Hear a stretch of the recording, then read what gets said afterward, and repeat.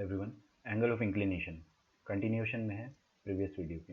देखिए क्या होता है, कोई भी लाइन अपने पास, जैसे कि ये लाइन है और ये लाइन है, इसका video positive direction of x axis. देखिए एक्स एक्सिस का पॉजिटिव डायरेक्शन ये होता है और ये होता है, मतलब दोनों फिगर में।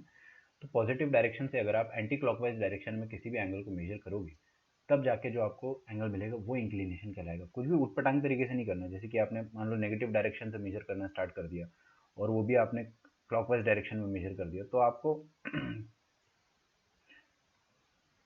कुछ भी उल्टा सीधा एंगल मिल सकता है। वो एंगल इंक्लिनेशन नहीं होता है। आपको पॉजिटिव डायरेक्शन से एंटी क्लॉकवाइज डायरेक्शन में ही लेना है हमेशा, तभी इंक्लिनेशन कहलाएगा। देखिए आप फिगर 1 में देख सकते हैं, ये भी सेम है और यहाँ से भी अपन ने positive direction of x axis से एंगल को मेजर करा है टुवर्ड्स एंटी क्लॉकवाइज डायरेक्शन। ठीक है। अच्छा, अब वो एंगल जो है कभी भी 180 से ज़्यादा नहीं हो सकता है। 180 से ज़्यादा हो ही नहीं सकता है, क्योंकि आप उसको 180 से ज़्यादा मेजर कर ही नहीं पाओगे एंटी क्लॉकवाइज डायरेक्शन में। तो maximum value of inclination can be 180 से जस्ट कम 179.99999 डिग्री। ये होता है मैक्सिमम वैल्यू ऑफ इंक्लिनेशन। 180 हो गया तो उसको फिर अपन जीरो ही कह देंगे। ठीक है। अच्छा, उसी एंगल का अगर मैंने tan वैल्यू ले लिया, टेंजेंट ले लिया अगर उसी एंगल का, तो वो क्या कहलाएगा? वो कहलाएगा स्लोप ऑफ द लाइन। ठीक है। और सिंस इट इज टेंजेंट, तो टेंजेंट जो है वो 90 डिग्री पे पागल हो जाता है। tan 90 जो है नॉट डिफाइंड होता है ना, तो अपन tan 90 पर स्लोप क्या पाएंगे? नॉट डिफाइंड या तो इन्फिनिटी, है ना। लिमिटिंग केस पर इन्फिनिटी मिल जाएगा 89.99999, है ना, 89.999। और अगर थीटा जीरो हो गया तो स्लोप क्या हो जाएगा? जीरो हो जाएगा। इस केस में क्या होता है, अगर स्लोप इन्फिनिटी आ गया तो line is perpendicular to X axis, और अगर स्लोप जीरो आ गया तो इसका मतलब line is parallel to X axis. ठीक है।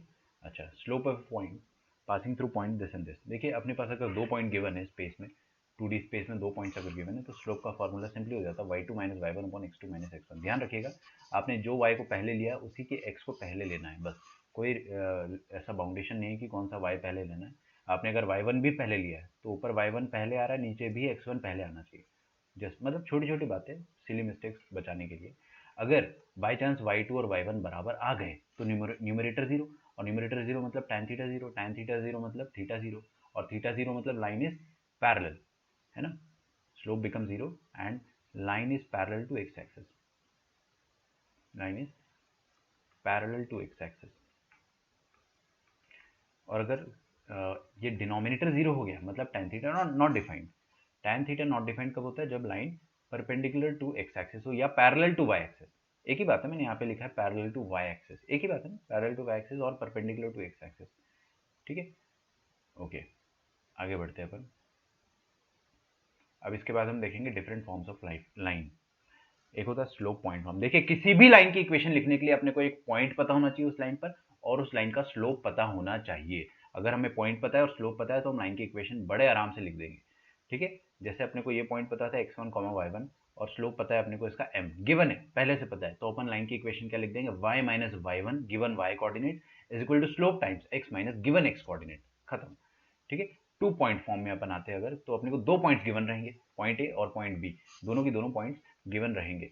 और अगर पॉइंट ए और पॉइंट बी गिवन है तो इसका मतलब क्या हो गया कि आप स्लोप निकाल सकते हो स्लोप के फॉर्मूले से, है ना। तो स्लोप अपने को पता है, स्लोप हमको पता है क्या हो जाएगा? y2 minus y1 upon x2 minus x1। और स्लोप निकाल सकते हो अगर आप, तो आपके पास पॉइंट तो दो दो है खूबसूरत, कोई भी यूज़ कर लो, खत्म, है ना। दो पॉइंट अपने पास खूबसूरत, तो कोई भी आप यूज़ कर लीजिए। तो मैंने ये वाला पॉइंट यूज़ करके लिखा है y minus y1 is equal to slope times x minus x1, या आप ऐसा भी लिख सकते थे कि y minus y2 using point b is equal to slope. Slope तो आपके सामने है, पूरा का पूरा डाल देना, x माइनस x2। इंटरसेप्ट की डेफिनेशन क्या होती है? देखिए क्या होता है ना कि ये फिगर को आप देखिएगा ध्यान से, ये जो ब्लू वाली लाइन है ये एक्स एक्सिस को कहाँ पर इंटरसेक्ट कर रही है? ए पर। तो ये वाली जो दूरी हो गई ओरिजिन से, ये कितनी हो गई? ए। समझ में आ रही? दूरी ए हो गया, और आप अगर देखोगे कि ये किस पॉइंट पे इंटरसेक्ट कर रही है? a,0 पे। तो इस लाइन का एक्स इंटरसेप्ट कितना हो गया बच्चों? ए। एक्स इंटरसेप्ट हो गया ए, और यही ब्लू वाली लाइन का वाई इंटरसेप्ट हो जाएगा बी। सिमिलरली ये पिंक वाली लाइन को अगर आप देखोगे तो इसका एक्स इंटरसेप्ट क्या हो जाएगा? ये वाला डिस्टेंस, बट ये नेगेटिव डायरेक्शन में जा रहा है, तो अपन एक्स इंटरसेप्ट को यहाँ पे माइनस ए बोल देंगे और वाई इंटरसेप्ट को माइनस बी बोल देंगे। ठीक है, थोड़ा साइन के साथ लेना पड़ता है, ध्यान रखिएगा उस चीज़ को। मैंने फिगर थोड़ा नीचे बनाया है। और इंटरसेप्ट निकालना हो अगर आपको, उसका तरीका आपको पता ही है। अगर आपको एक्स इंटरसेप्ट निकालना है तो आप वाई का वैल्यू जीरो रख दो लाइन की इक्वेशन में, और अगर आपको वाई इंटरसेप्ट निकालना है तो आप एक्स का वैल्यू जीरो रख दो लाइन की इक्वेशन में। क्लियर है? लाइन की इक्वेशन तो अपन ने सब देख रखी है, आपको पता ही है ना? तो उसमें आपको y और x0 रेस्पेक्टिवली रखना है जब भी आपको x और y इंटरसेप्ट निकालना हो। चलिए, स्लोप इंटरसेप्ट फॉर्म की लाइन, मतलब लाइन की इक्वेशन लिखने का तीसरा तरीका जो होता है वो होता है कि अगर आपको लाइन का स्लोप पता है और लाइन का y इंटरसेप्ट पता है ना? लाइन का x नहीं, y इंटरसेप्ट पता है, तो आप क्या लिख सकते हैं? y equal to slope into x plus c, मतलब y equal to m x plus c. ये काफी पॉपुलर फॉर्म है ना? y equal to m x plus c slope intercept form काफी पॉपुलर फॉर्म है। क्लियर है? तो अगर आपको लाइन की इक्वेशन कभी भी ऐसी मिलती है y is equal to 3x plus 2, तो आप समझ जाना 3 स्लोप है और 2 y इंटरसेप्ट है। मतलब ये लाइन का स्लोप क्या है? 3 मतलब ऐसी सीधी लाइन बनेगी, है ना? और इंटरसेप्ट 3 है, मतलब 2 है, तो मतलब ये हो जाएगा 0, 2 पे इंटरसेप्ट करेगा। अगर लाइन की इक्वेशन है y is equal to -3x -2, तो इसका मतलब क्या हो गया कि स्लोप इसका -3 है। जब भी नेगेटिव स्लोप आता है तो लाइन तिरछी बनती है। तिरछी का थोड़ा भावनाओं को समझ जाना आप, है ना? तिरछी मतलब सीधी, मतलब ऐसी एक्यूट एंगल बनाएगी पॉजिटिव एक्स के साथ, और तिरछी मतलब हो जाएगा ऐसा, है ना? ये तिरछी लाइन होगी, इसका y इंटरसेप्ट कितना आ गया बच्चों? -2। ओहो, तो मेरे को थोड़ा सा नीचे बनाना चाहिए था कि ये लो y इंटरसेप्ट नेगेटिव आ गया इसका 0, -2। ठीक है, तो लाइन को आप प्लॉट कर सकते हो। टू इंटरसेप्ट फॉर्म में देखते हैं अपन लाइन की इक्वेशन दो इंटरसेप्ट फॉर्म में कैसे लिख सकते हैं अगर आपको x इंटरसेप्ट और y इंटरसेप्ट पता हो। मान लो x इंटरसेप्ट a है और y इंटरसेप्ट b है, तो लाइन की इक्वेशन क्या हो जाएगी? x के नीचे x का इंटरसेप्ट, y के नीचे y का इंटरसेप्ट, और आ गई आपके पास लाइन की equation. This is equal to 1। Photo में आपको दिख रहा है कि इंटरसेप्ट मैंने आपको समझा चुका हूँ। ठीक है, तो इंटरसेप्ट पता है तो डायरेक्टली इंटरसेप्ट लिखेंगे अपन, है ना? Equation of line in determinant form. मान लो आपको 2 पॉइंट पता है ना? किसी भी लाइन पर रखे हुए 2 खूबसूरत पॉइंट पता है, और आपको कुछ अलग तरीके से, कुछ डेयरिंग तरीके से उसका इक्वेशन लिखना है ना, तो आप डिटर्मिनेंट फॉर्म में भी लिख सकते हो। कुछ बच्चे बोलेंगे कि सर आपने अभी भी सिखाया था कि ऐसे लिख दो। हाँ, ऐसे भी लिख सकते हो, और डिटर्मिनेंट फॉर्म में लिखना हो तो कैसे लिखेंगे? जैसे आपको मान लो ये पॉइंट पता है 1, 2 और ये पॉइंट पता है 3, 4, तो आप कैसे लिखेंगे लाइन की इक्वेशन? एक्स वाई 1, ये पहला वाला रो होगा डिटर्मिनेंट का। दूसरा रो क्या होगा? 1, 2, 1 तो आएगा फ्री में, दोनों कोऑर्डिनेट और 1, और 3, 4 दोनों कोऑर्डिनेट और फिर से 1। मेरे ख्याल से क्लियर है आपको। Distance from origin is given. अच्छा, जो नेक्स्ट तरीका है लाइन की इक्वेशन लिखने का, कि कोई भी लाइन है, ये जैसे ब्लू वाली लाइन है ना, इस ब्लू वाली लाइन में अगर मैंने आपको ओरिजिन से डिस्टेंस दे रखा है, ओरिजिन से डिस्टेंस दे रखा है p के बराबर, और परपेंडिकुलर डिस्टेंस है, और एक और चीज दे रखी है angle theta with the positive direction of x axis. Pause करके आराम से इसको पढ़ो एक बार कि ये थीटा जो है वो एक्स एक्सिस के पॉजिटिव डायरेक्शन से एंगल है ना? तो आप ये चीज देख पाओगे आराम से कि हम लोग ये वाला डिस्टेंस जो है वो निकाल सकते हैं, है ना? और ये वाला डिस्टेंस भी निकाल सकते हैं, और दोनों डिस्टेंस आ जाएगा तो x अपॉन एक्स का intercept plus y upon Y का इंटरसेप्ट। तो आप डिस्टेंस आराम से खुद से निकाल सकते हैं।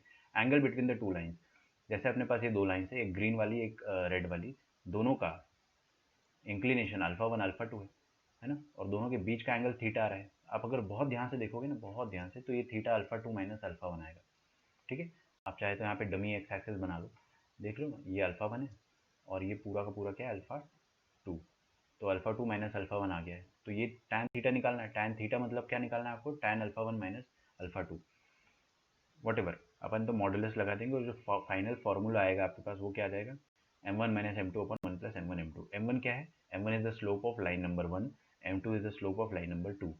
तो from here you will get theta, है ना? और थीटा यहाँ से एक्यूट आएगा, क्योंकि अपन जबरदस्ती मॉडुलस लगाते हैं। ये मॉड जो है मैंने खुद लगाया है ताकि मेरे को हमेशा हमेशा हमेशा हमेशा हमेशा एक्यूट मिले।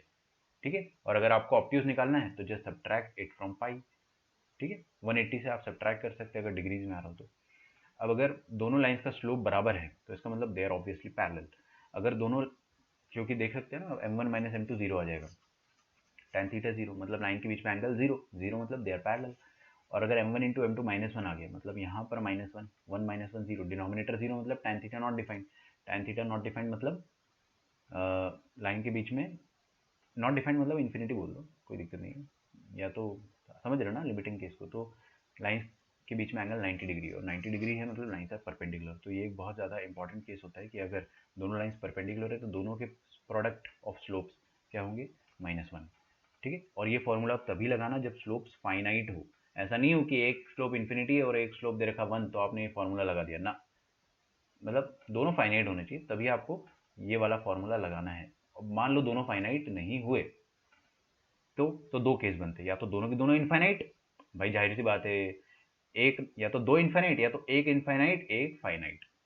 ठीक है, अगर दोनों स्लोप इनफाइनाइट हुए मतलब both the lines are perpendicular. ऐसे में एक डमी केस बना रहा हूँ, दोनों लाइंस अगर परपेंडिकुलर एक्स एक्सिस के, दोनों लाइंस अगर एक्स एक्सिस के परपेंडिकुलर है तो इसका मतलब क्या हो गया, they are parallel to each other. ठीक है ना, दोनों लाइंस अगर एक्स एक्सिस के परपेंडिकुलर है मतलब दोनों आपस में पैरेलल है, तो angle between them become zero. और अगर एक का स्लोप इन्फिनिटी है और एक का स्लोप फाइनाइट है, तो आप क्या करें, tan थीटा के फॉर्मूले में लॉ ऑफ लव लगा दे, जो इनफाइनाइट वाला आइटम है उससे डिवाइड कर दो। उससे डिवाइड कर दोगे तो देखोगे आप यहाँ पे m1 m2 upon n1 infinity है, तो ये जीरो हो जाएगा और ये भी जीरो हो जाएगा। ठीक है, तो आपके पास 1/m2 फाइनल फार्मूला आता है। इन शॉर्ट अगर आपको फार्मूला याद रखना है एक इन्फिनिटी का और एक फाइनाइट का, तो कैसे याद रखें, जो फाइनाइट वाला है ना, फाइनाइट वाले का आप रेसिप्रोकल ले लो, वो आपका आंसर हो जाएगा। ठीक है, third point, if the inclination of lines are complementary, मतलब देखिए ये वाली लाइन है, इसका इंक्लिनेशन क्या है थीटा 1, और ये वाली लाइन का इंक्लिनेशन क्या है थीटा 2, और दोनों थीटा 1 और थीटा 2 का सम कितना है 90 डिग्री, तो दोनों इंक्लिनेशन क्या हो गए कॉम्प्लीमेंट्री, है ना। उस केस में m1 इंटू m2 जो होता है वो 1 के बराबर हो जाता है। ठीक है ना, चलिए क्वेश्चन देख सकते हैं, पॉज कर लो, आप सॉल्व कर लो, आई होप आपने किया होगा। Find the angle between the line this and this, ये तो क्लियरली आपको दिख रहा है x इज इक्वल टू 5, मतलब x is always equal to 5, मतलब दिस इज ऐसी वाली line, x is equal to 5, तो इसका स्लोप कितना हो गया, एंगल हो गया 90, स्लोप हो गया इन्फिनिटी, एक इन्फिनिटी और एक का स्लोप कितना हो गया -3/4। अच्छा देखिए, ये क्वेश्चन करने से पहले आप ये देख लो कि जो सबसे पॉपुलर फॉर्म ऑफ लाइन होती है वो क्या होती है ax plus B y plus c. इसका स्लोप निकालना हो तो आप क्या करो, x का कोफिशिएंट अपॉन y का कोफिशिएंट लिख लो और उस पर एक नेगेटिव साइन लगा दो, खत्म। ठीक है, माइनस ए बाई बी, तो 3x प्लस 4y, इसका स्लोप कितना हो जाएगा -3/4। तो आपको मैंने क्या बताया था, किसी भी स्लोप का आप रेसिप्रोकल ले लो, जो भी फाइनाइट है उसका रेसिप्रोकल ले लो और मॉडुलस ले लो, आपके पास tan थीटा आ गया। तो this is the acute angle between these two line. तो सेकंड लाइन जो होगी ना, उसका स्लोप समवॉट ऐसा कुछ होगा, मतलब मैं रफली बना रहा हूँ, उनके बीच का जो एक्यूट एंगल है वो आ गया आपके पास, ये tan inverse of 4/3। I hope clear होगा। अब देखिए, कोई भी लाइन अगर इसके पैरेलल लिखना हो आपको, तो स्लोप कौन डिफाइन करता है बच्चों, ax प्लस बी वाई, है ना। तो पैरेलल लाइन में भी ax प्लस बी वाई तो वही का वही होगा, बस एक कांस्टेंट में फर्क आ जाएगा। तो वो सी की जगह आप लैम्डा लिख देना, कंडीशन दिया होगा लैम्डा निकल जाएगा। Any line perpendicular to X plus B Y, तो एक्स प्लस देखो देखो देखो देखो, करना क्या आपको, ए और बी की जगह अदला बदली कर दो, दिख रहा है बी एक्स ए वाई, और बीच में प्लस की जगह क्या कर दो, यहाँ पे माइनस कर दो, और ये कांस्टेंट तो यहाँ पे चेंज हो गई होगा ऑब्वियसली, है ना, कांस्टेंट जो है वो चेंज होगा तो वहाँ पे म्यू आ जाएगा। ठीक है भाई, आगे आएगा some important points of a triangle, वो अपन नेक्स्ट वीडियो में देखेंगे।